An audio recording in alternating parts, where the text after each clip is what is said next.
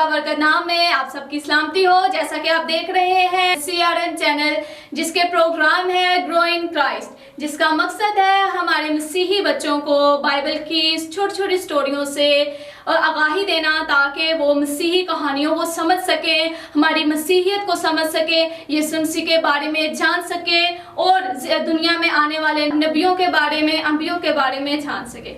तो जो आज का हमारा अनवान है, जो आज आप सीखने जा रहे हैं, वो है इसहाक के बेटे यकूब और ईसु। मैं उम्मीद करती हूँ हमारे छोटे छोटे बच्चों को इस बारे में पहले ही आगाही होगी कि इब्राहिम से इसहाक पैदा हुआ, इसहाक से यकूब और ईसु पैदा हुए। इब्राहिम वो जो खुदा से बहुत डरता था, खुदा से मोहब्बत करता था और खुदा के हुक्मों को मानता था। उससे खुदा ने एक बेटे से नवाजा जिसका नाम था इसहाक। इसहाक के दो बेटे हुए जिसका नाम यकूब और ईसु था।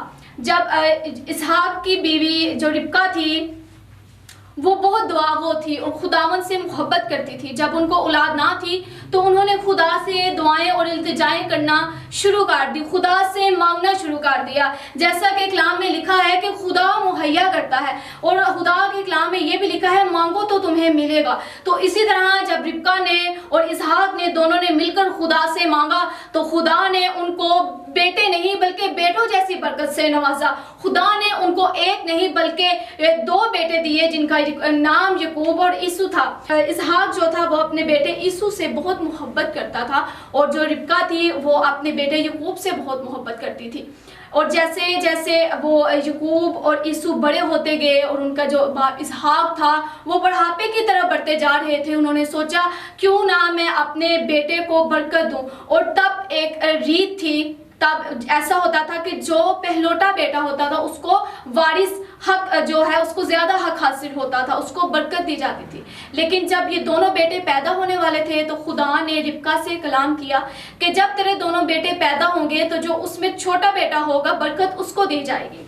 जब इसहाक ने सोचा कि मैं अपने छोटे बेटे को, बड़े बेटे को बरकत दूंगा, तो ऐसा हुआ उसने अपने बेटे ईसु को अपने पास बुलाया और कहा कि जा और शिकार कर, हिरन का शिकार कर और मेरे लिए अच्छा सा खाना बना ताकि वो खाऊं और तुझे बरकत दूं। उस वक्त ईसु जो था वो शिकार पसंद था, वो जंगलात में जाता था और हिरन का शिकार करता था और वो आता और सालन वगैरह बनाता और अपने बाप को खिलाता।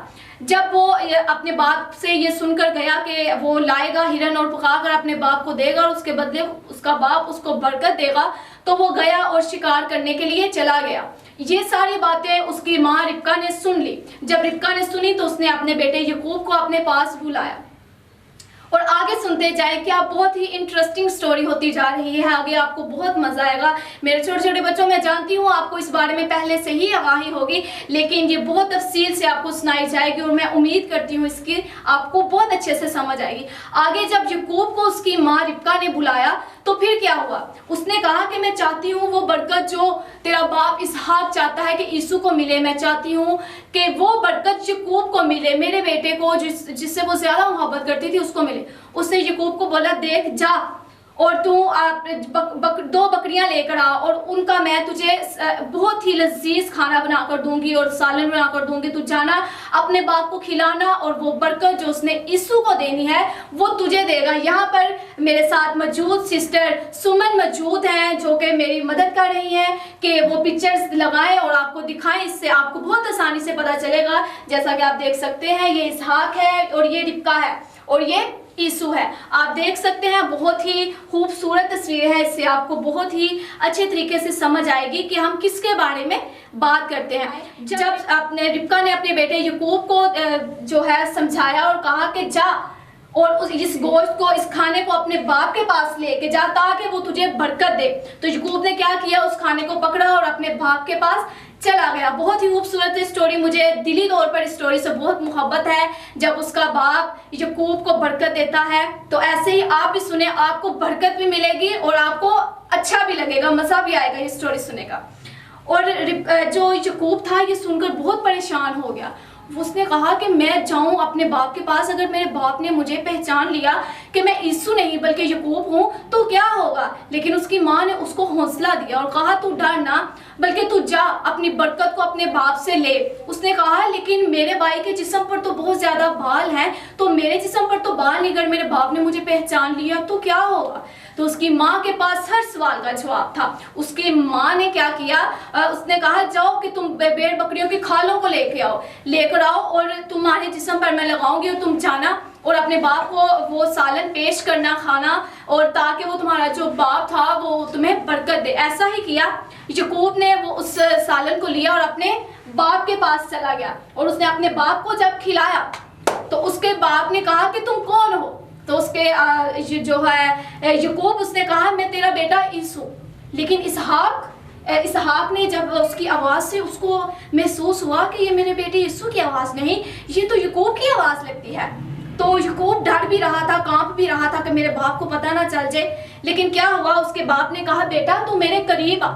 जब वो करीब आया तो इसहाक, जो याकूब का बाप इसहाक है, उसने उसके जिस्म पे ऐसे टटोला और देखा कि क्या ये मेरा बेटा यीशु है जी। तो फिर उन्होंने जब देखा तो वो इसहाक को जब बाल महसूस हुए तो उसको यकीन हुआ कि ये मेरा बेटा यीशु है। उसने खाना खाया और उसने अपने बेटे को बरकत दी, और वो बरकत के अल्फाज बहुत ही खूबसूरत थे। उन्होंने बरकत दी, तू कामयाब होगा और पूरे खानदान का सरदार होगा। ये अल्फाज मैं चाहती हूँ आप लिख लें और इन्हें याद करें कि उस वक़्त बाप जो थे अपने बच्चों को किस तरह बरकत देते थे। एक दफ़ा फिर मैं आपको बताती हूँ कि वो बरकत जो उसने याकूब को दी वो क्या थी। तू कामयाब होगा और पूरे खानदान का सरदार होगा। ये वो वादा है जो खुदा ने इब्राहिम से किया।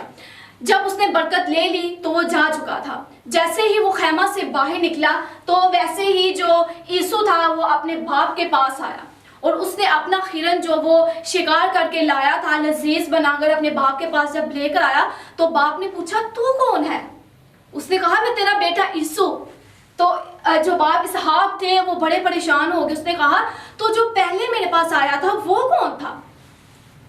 यीशु ने कहा कौन आया था पहले आपके पास। उसने कहा मेरे पास जो पहले आया था वो तेरी बरकत को ले गया, मैंने तो बरकत दे दी। उनको पता चल गया कि कौन आया था, याकूब।